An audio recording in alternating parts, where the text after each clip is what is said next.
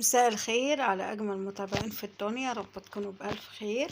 النهارده كده جايبه لكم شقه جديده في الاسكان الاجتماعي بعد بقى التشطيبات النهائيه. الشقه دي تشطيب المهندس محمود، ورقمه سايبه لكم على الشاشه. اللي يحب يعني يتواصل معاه وكده.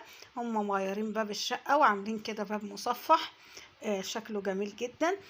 دي شقة من الشقق اللي هي زي المشروع 1185 كده يا جماعة. وهندخل كده مع بعض ونشوف التشطيبات في منتهى الجمال والشياكة.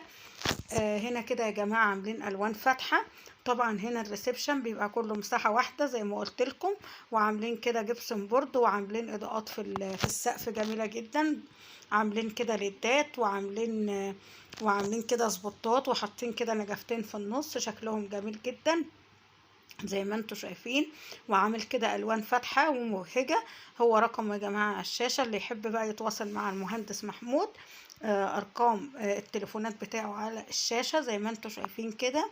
عامل حاجات كده جميله وبسيطه. طبعا النموذج ده من الشقق يا جماعه بيبقى الريسبشن بتاعه قطعه واحده، ما بيبقاش قطعتين زي الريسبشن بتاعنا كده في النموذج الاولاني.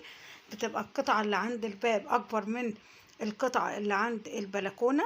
زي ما انتوا شايفين كده عامل تشطيبات جميلة جدا. بعد كده بقى هندخل على الطرقة.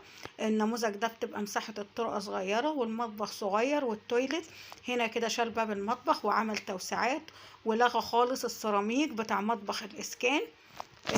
عامل كده سيراميك شكله جميل جدا، وعامل كده سبوتات فوق الحيطة اللي هي على واجهة الباب، وعامل كده في السقف كده حاجات جميلة. وعامل كده كرانيش اللي هي الكرانيش الماليزي. وفاتحين البلكونة طبعا على المطبخ زي ما انتوا شايفين كده. وعمل فيها الحوض وقفل كده تقفيلة زي ما انتوا شايفين كده بالقلموتين. وعمل مكان كده للشفاط زي ما انتوا شايفين عشان يدي مساحة او وسع للمطبخ. طبعا السيراميك ده متغير بالكامل يا جماعة، ده مش سيراميك الاسكان. ده سيراميك هم مركبينه.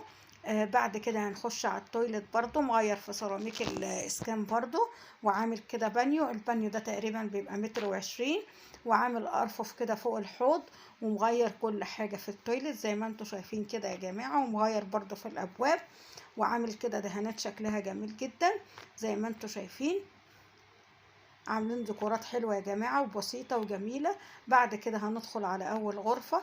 هم طبعا مغيرين بقى شبابيك الإسكان، وعاملين شبابيك ألموتال اللي هي الجرار زي ما انتوا شايفين. ومغيرين عاملين بقى هنا باب كده مفصلي شكله جميل جدا عشان ما ياخدش في المساحة. الباب المفصلي ده ما بياخدش معانا مساحة خالص في المكان يا جماعة زي ما انتوا شايفين كده. لو حابين تاخدوا سكرين شوت وتوروا له النجار. وعامل كده ديكورات في السقف بسيطة، وعاملين كرانيش كده من السقف شكلها جميل، والوان كده فاتحه ومبهجه زي ما قلت لكم. ما تنسوش بقى تدعموني باللايك والشير والاشتراك في القناه، وتفعيل زرار الجرس للكل عشان كل ما انزل فيديو تتفرجوا عليه. طبعا انا بحاول اقدم لكم كده ايه نماذج من شقق الاسكان المختلفه عشان تستفيدوا منها زي ما قلت لكم. علشان في ناس بتبقى مش عارفه تفرش الشقه ازاي، او ايه المساحه، او الالوان تعمل ايه او كده يعني. فانا مجرد بديكوا افكار. بعد كده دي الغرفه التانية برضو مغيرين الشبابيك والدهانات وكل حاجه، وعاملين كده كرانيش بسيطه في السقف، وعاملين كده ديكورات بسيطه بجد يا جماعه. الشقه دي في منتهى الجمال والبساطه زي ما انتوا شايفين كده. وعاملين كده ايه 2 أباليك كده شكلهم جميل في الحيطة. بعد كده هندخل على الغرفة الثالثة. طبعا هنا معانا كده دي الطرقة كده يا جماعة. هو عامل فيها كده برضو شغل بسيط شكله جميل برضو زي ما انتوا شايفين.